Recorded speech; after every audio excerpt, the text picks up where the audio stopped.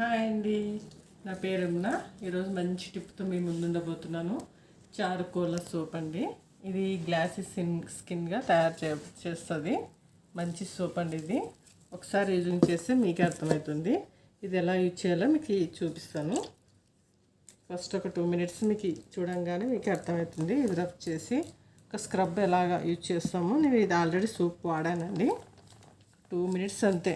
మన స్క్రబ్ ఎలా యూజ్ చేస్తామో అలాగా రౌండ్గా స్క్రబ్ చేస్తే అలాగా చేసి